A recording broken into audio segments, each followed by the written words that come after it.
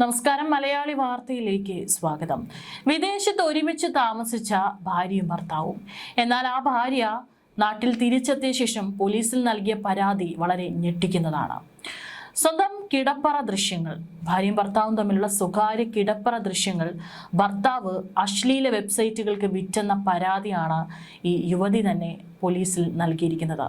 ഈ പരാതിയുടെ കൂടുതൽ ഞെട്ടിക്കുന്ന വിവരങ്ങളാണ് ഇപ്പോൾ പുറത്തു വന്നിരിക്കുന്നത്.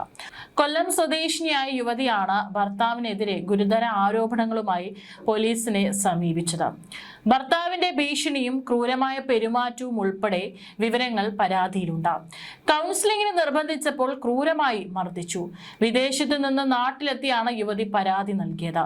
ക്രൂരമർദ്ദനമേറ്റ യുവതി നിലവിൽ ചികിത്സയിലാണ്. കൊല്ലം ജില്ലക്കാരാണ് രണ്ടുപേരും.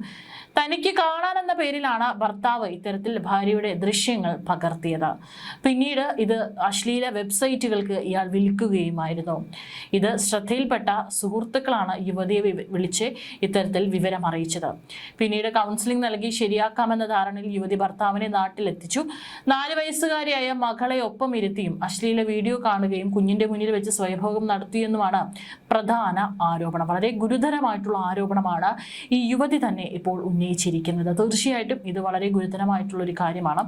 ഇത് സംബന്ധിച്ച് ഭർത്താവിന്റെ ഫോൺ സംഭാഷണം ഇപ്പോൾ പുറത്തു വന്നിട്ടുണ്ട്. ഭർത്താവിന്റെ പങ്കാളികളെ പരസ്പരം പങ്കുവയ്ക്കുന്ന സംഘങ്ങളുമായി ബന്ധമുണ്ടെന്നും യുവതി പരാതിയിൽ ആരോപിക്കുന്നുണ്ട്. ഭർത്താവിന്റെ പെരുമാറ്റത്തിൽ മാറ്റം വരുത്തുന്നതിനായി കൗൺസിലിംഗിന് വിധേയമാകാൻ ഇരുവരും നാട്ടിലെത്തിയിരുന്നു.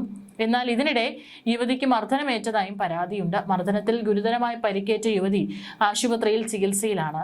കൗൺസിലിംഗിന് നിർബന്ധിച്ചതാണ് മർദ്ദനത്തിന് കാരണമായതെന്നാണ് യുവതിയുടെ ആരോപണം. സംഭവത്തിൽ കൊല്ലം പോലീസ് കേസെടുത്ത് അന്വേഷണം ആരംഭിച്ചു. പരാതി പുറത്തു വന്നതിന് പിന്നാലെ ഒളിവിൽ പോയ ഭർത്താവിനായി പോലീസ് അന്വേഷണം ഊർജിതമാക്കിയിട്ടുണ്ട്. യുവതിയുടെ പരാതിയിലെ ആരോപണങ്ങളും പുറത്തുവന്ന ഫോൺ സംഭാഷണത്തിന്റെ ആധികാരികതയും ഉൾപ്പെടെയുള്ള കാര്യങ്ങൾ പോലീസ് പരിശോധിച്ചു വരികയാണ്. കൗൺസിലിംഗിന് 2 ദിവസം കൊണ്ടുപോയി 3-ാം ദിവസമാണ് ഭർത്താവ് ക്രൂരമായി മർദ്ദിച്ചതോടെ യുവതി ഗതികെട്ട് ഇത്തരത്തിൽ തന്റെ ദാമ്പത്യത്തിൽ നടന്നുകൊണ്ടിരിക്കുന്ന ഈ ഗുരുതര പ്രശ്നം പോലീസിൽ പരാതിയായി നൽകിയത്. ഫോൺ സംഭാഷണം അടക്കമുള്ള തെളിവുകളോടെയാണ് യുവതി പരാതി നൽകിയത്. ഏതായാലും ഭർത്താവിനായിട്ടുള്ള തിരച്ചിൽ നടത്തുകയാണ്. അതിനുശേഷമായിരിക്കും ഏതൊക്കെ വകുപ്പുകൾ ചുമത്തിയായിരിക്കും കേസെടുക്കുക എന്നുള്ളതിനെ കുറിച്ച് കൂടുതൽ വിശദാംശങ്ങൾ പുറത്തു വരികയുള്ളൂ.